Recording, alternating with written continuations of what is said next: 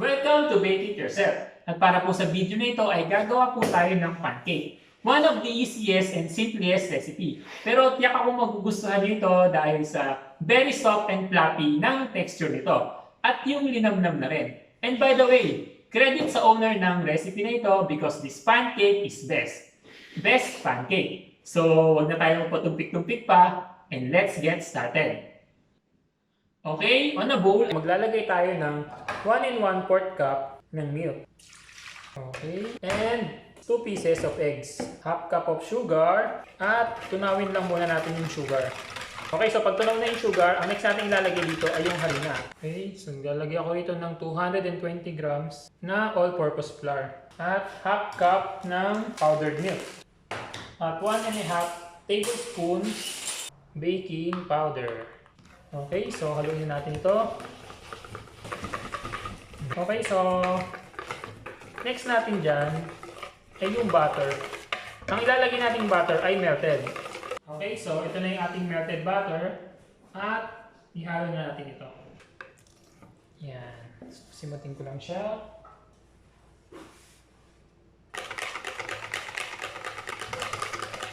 And that's it. Ito na yung mixture ng ating pancake. Okay, so after mixing ay i-rest muna natin ito ng 30 minutes to 1 hour. Pero mas maganda na i-rest niyo po ito ng 1 hour para makuha natin yung mas fluffy na texture.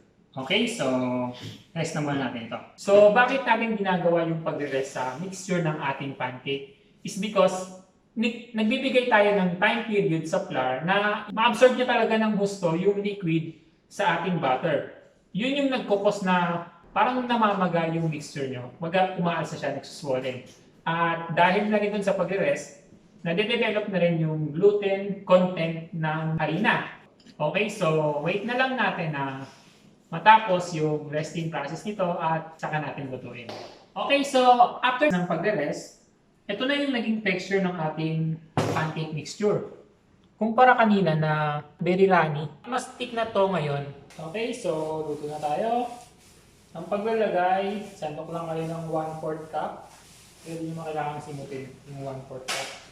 So ang cooking nito ay yung ilalim niya, magte-take ito ng 2 1/2 minutes. And another 1 1/2 minutes pag naibaliktad na ito.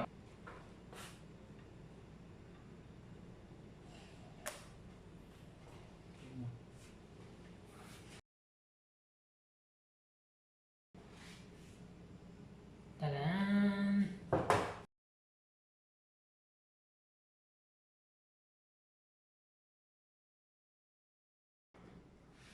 And that's it! Our very soft and fluffy na pancake. I hope you give this recipe a try at sigurado po ako magugustuhan ninyo ito. And if you enjoyed this video, please don't forget to like, share, and subscribe. At pakiclick na rin po yung bell button para updated kayo sa mga latest baking tutorials ng Bake It Yourself. Okay, so hanggang sa muli, thank you for watching! Tikman mo nga ito.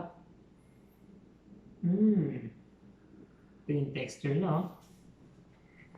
Para siyang mamon, pero pancake siya. Ayun yung lambot niya. Sarap, Pancake, mo.